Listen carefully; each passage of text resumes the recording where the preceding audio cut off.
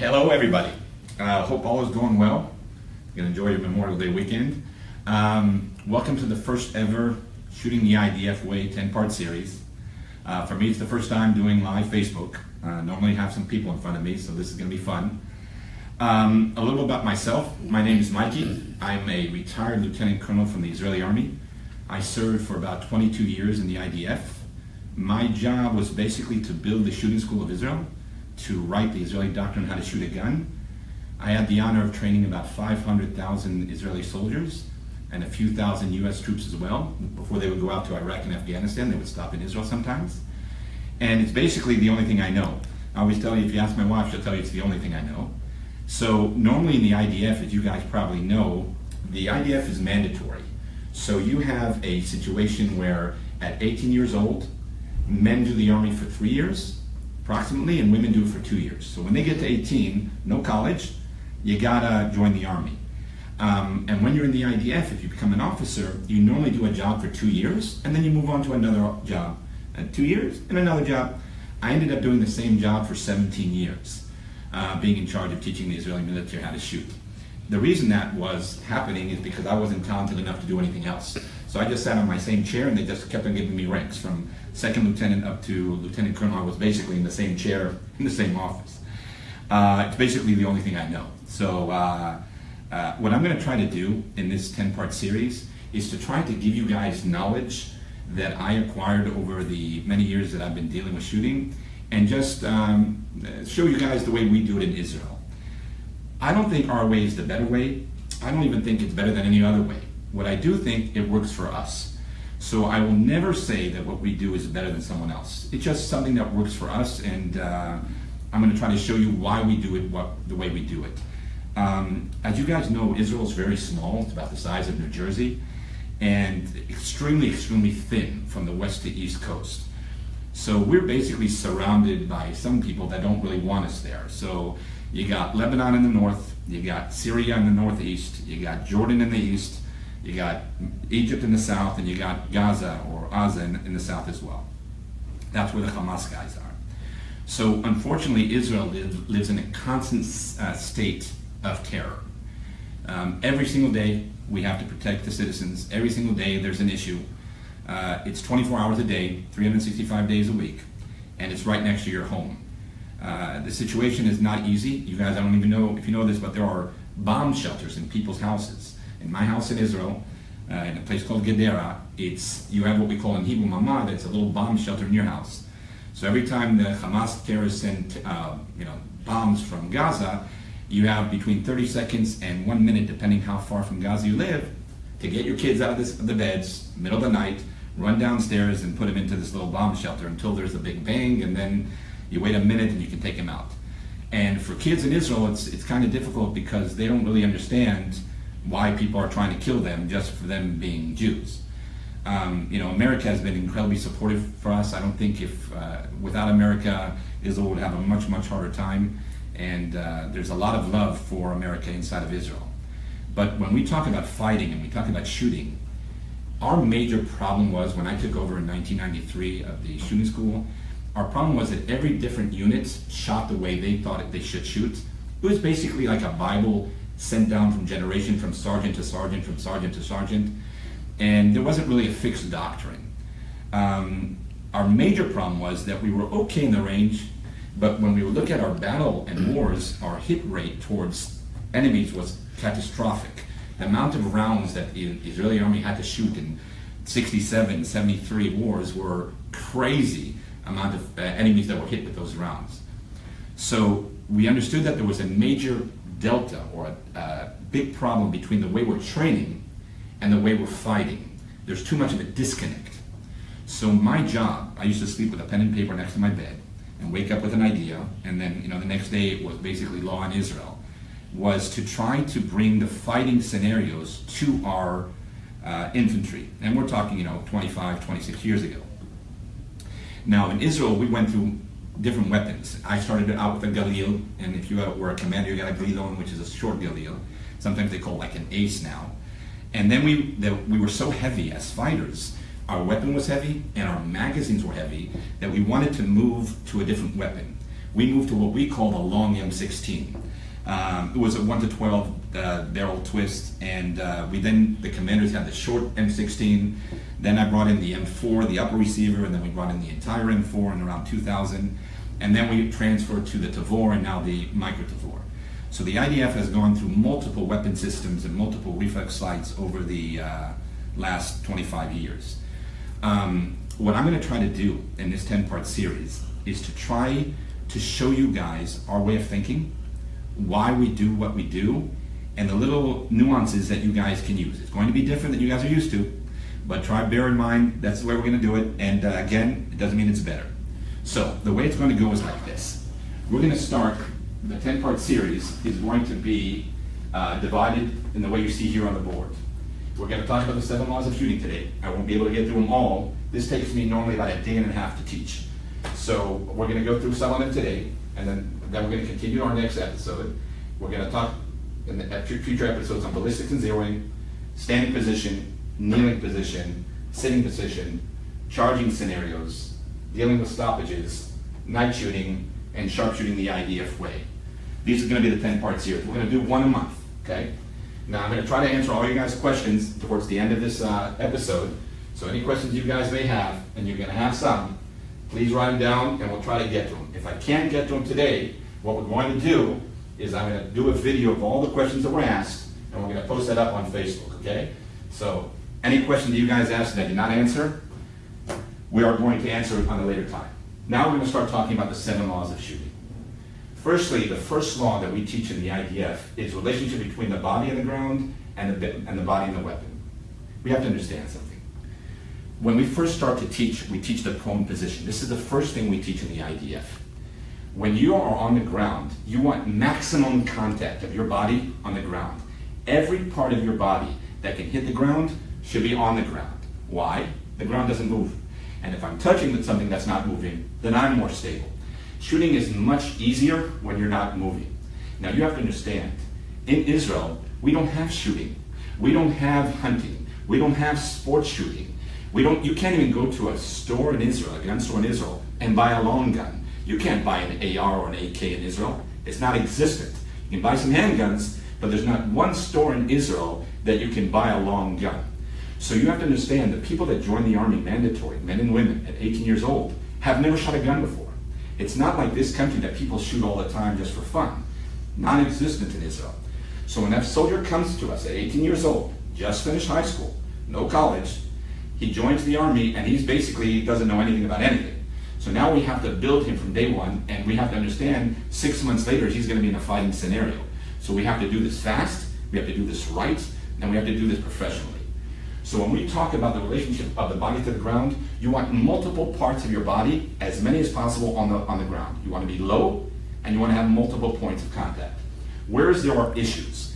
The issue, when we build the relationship between the body, what we do differently than an American, I'm sorry about my back, let's say the target is here. We never ever come to a target and aim like that, in a straight line. Ever. When we start an IDF soldier, we tell them to look at 45 degrees. Normally we have little signs that say 25 meters on the side of the range. We want him to lie down like he's on the beach looking at a girl. He puts his hand underneath his chin and he looks at 25 degrees. This will now build 25 meters. This will now build a 45 degree angle to the target. Now what we want to do here, this is his right leg, this is his left leg, and this will be his gun. So what we have here is the exact position we do in the IDF. The gun is straight towards the target, the body's at 45 degrees, one angle, not broken in the middle and the top. Legs are at 90 degrees, body and left leg 90 degrees. The gun itself is parallel to the right leg, and we have 45 degrees here. So everything is done in angles here. Why do we do 45 degrees? There will be many people saying, no, Mikey, you guys are messed up. You have to lie in a straight line against the gun because there's a recoil. And if you don't lie in a straight line, the gun's going to go out of your shoulder. Guys, there is no recoil in 5.56. You don't even feel it. It's a joke. And then people say, no, but if you lie on 45-degree angle, there's more of the enemy can see more of your body. You're more, I'm sorry about my English, I still think in Hebrew still, but the enemy sees more of you. I disagree again with that. My feeling is if the gun is at the target, then the target sees the gun. If I had a straight line towards him. So if he can see my gun, because the gun has to be able to shoot him, then if I'm behind the target, he shoots at the gun, he's hitting me. So we go at an angle of 45 degrees, so now if I want to lie behind an obstacle, I have a wall here, I have a boulder, I am now actually hiding behind that boulder, I'm actually protecting myself from that. But that's not the reason we do 45. The reason the IDF teaches 45 degrees, and the reason we believe this is the correct way, is when you hold a weapon, you want your left hand to be at 90 degrees. So if I'm straight behind the weapon, my arm is going to be open. Now, when my arm is open, the muscle, which is my weak hand, the left hand that's taking most of the weapon, is going to start to shake. So in order to make this 90 degrees, I must move to the 45-degree angle to make the 90 degrees. Now, all the guns here have been checked. Every one of these guns, there's no bolt inside. Okay, you guys can see. No bolt inside, and we have our little flag. Okay, so I know everyone's very sensitive about that. No chance of a bullet going inside the chamber. When we're holding the weapon, if I'm holding it straight, my left hand is open. This is bad. So when I go to 45 degrees, it's irrelevant if I'm standing, kneeling, sitting, prone. Irrelevant. They're all the same. I need to be 45 degrees to make the 90 degrees angle. So what happens here, when we hold the weapon, we need this to be 90 degrees. We also want our shoulders to be level. A lot of shoulders, I'm sorry about my back, a lot of people will shoot like this. The right shoulder will go up. This is very bad. Why is this bad? When this is high, then the weight of my body and the gun transfers to my left hand, my weak hand. Now I start to shake. I start to shake. It's very hard for the soldier to keep it on target. And then his trigger pull is screwed up. His breathing is screwed up. So you want to level it out. How do you level it out? It's almost always bringing the right elbow at 45 degrees. When the right elbow is at 45 degrees, your shoulders are going to be level. When you bring in the elbow, this goes up. So you're like this. When I do this, this goes up. I want to take it out. So when we do this, we want to get to a point where our hands are like a table and the gun is on the table. I don't want to kill the weapon when I'm holding it. I don't want to use so much strength that I am now causing the weapon to shake. So what we want to do is keep them as stable as possible. What we're going to do now, we're going to show you how this works and how the relationship works, okay? I'm going to ask for my assistant Olivia to come here for a second. Olivia, say hello. Hi. As you guys probably know, in the IDF, 80% of the instructors are women, okay? So we believe in this. Before we go down, we have what we call our Zeus shooting matches. We call the Zeus 0 under 80 seconds. The idea of this shooting mattress is to build the 45-degree angle that we were talking about. So we see the 45 to the line of fire. There's a little white thing letting you know that's a firing line. And what we did in this situation is build like Lego pieces, pillow pieces, that actually support your body in every single part of your body. So you're locked, okay? This teaches what we call muscle memory. So this teaches the right position. Olivia's gonna lie down, and please do that, and I'll give her the gun afterwards. So right now, what's happening here, every part of her is lying down and protected and closed. There's not one piece that's not locked in place. And now I'm gonna give her the gun.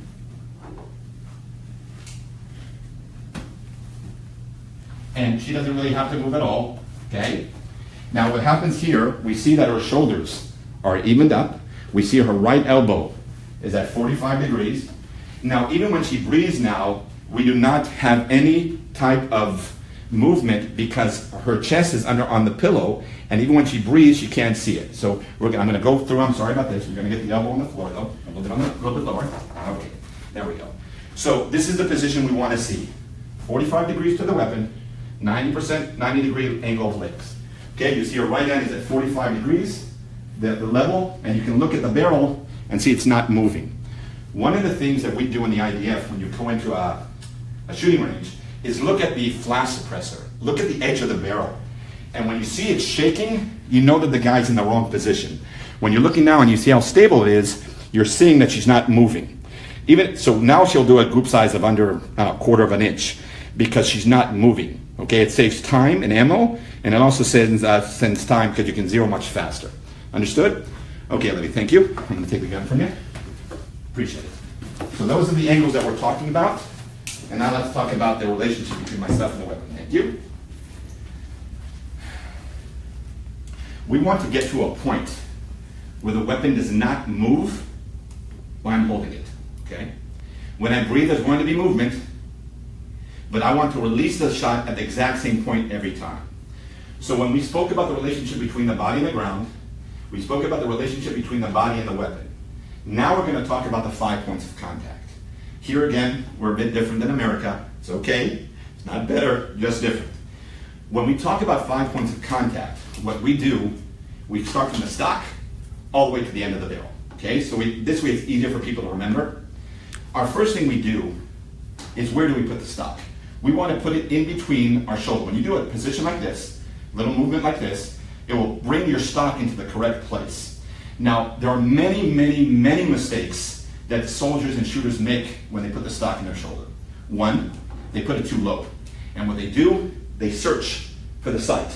Okay, they bring their face down. It's a mistake. Okay, we want to bring the weapon to your eyes. That when I'm shooting, I'm not moving my face. I'm just bringing the gun to me. So my face doesn't go down. Now another mistake you'll see, that they're too far away, and then they start to reach for it. Now the height of the stock in my shoulder changes depending on what shooting position I'm in. The higher I am standing, the higher the stock will be, and I will explain in a second. The lower I am, the lower the stock will be in the shoulder. Why? When you look at someone's body, we already said that the eye does not go to the weapon. The weapon goes to the eye. If you look at the difference between my eye now and my shoulder, it's at maximum distance. If I go down to a kneeling position, the distance between my eye and the shoulder is less. If I go down to a prone position and I'm lying down, the difference between my eye and my shoulder go down even further.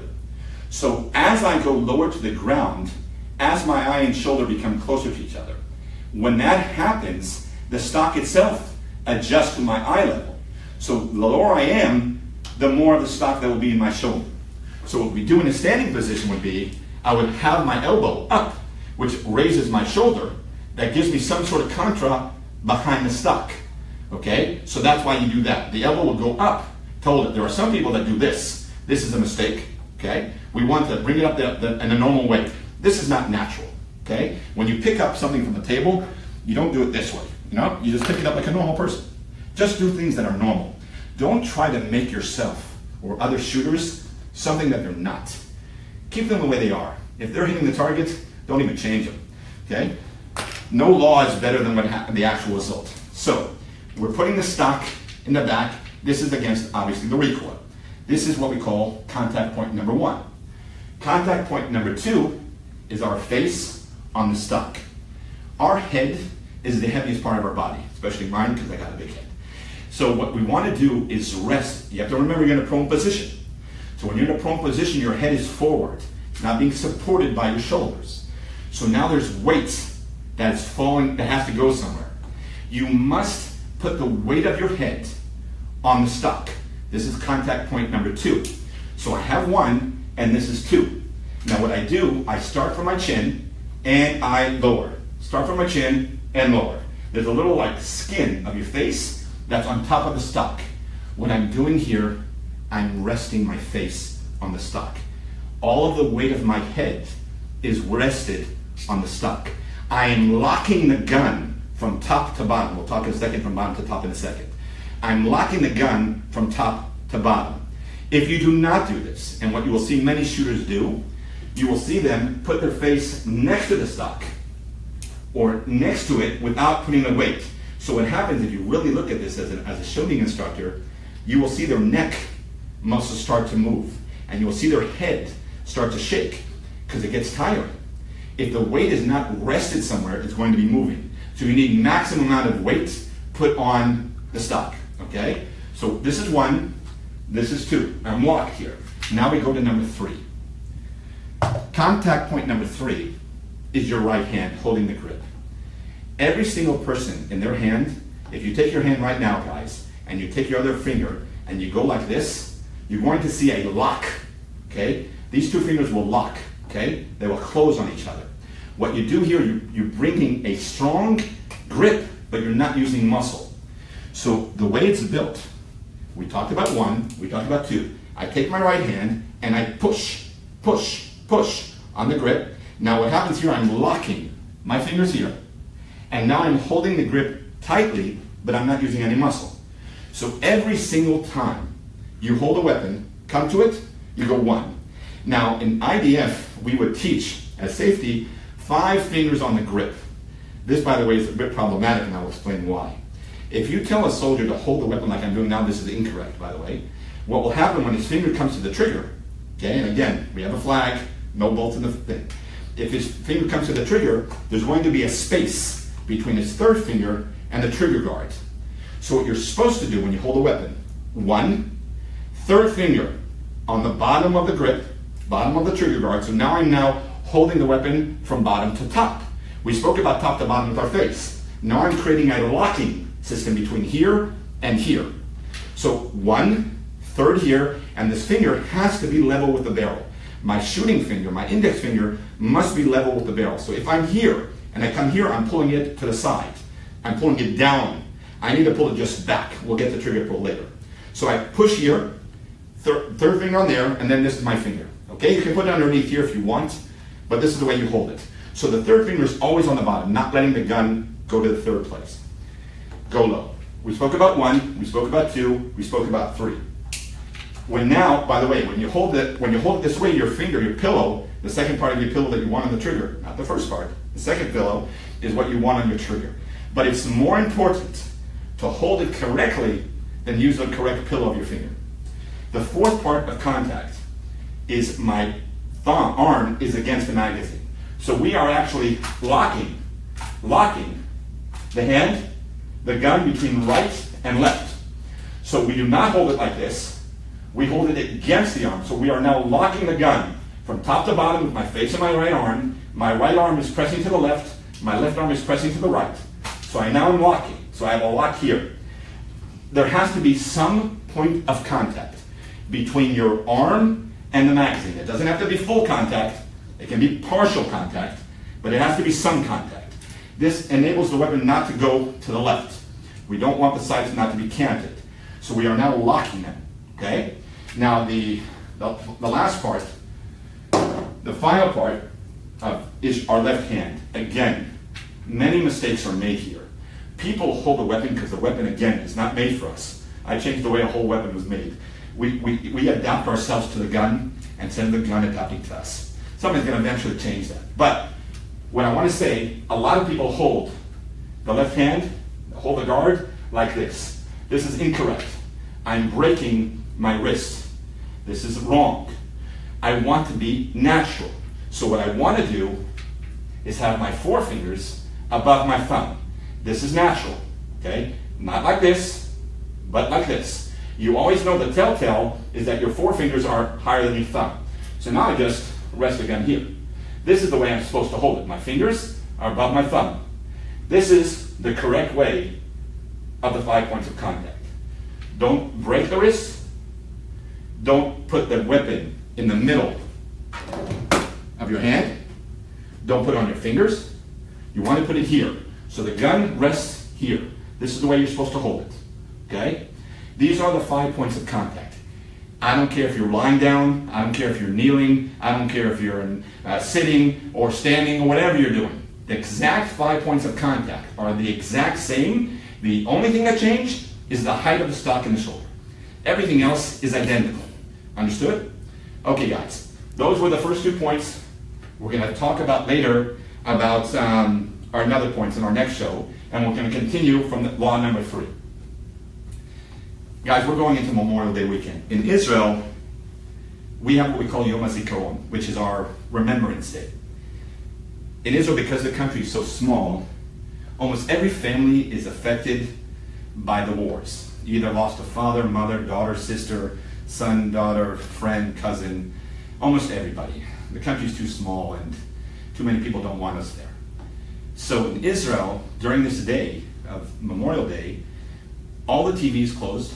You have no sports or news or movies. It's all stories of fallen soldiers, men and women who have fell over the years.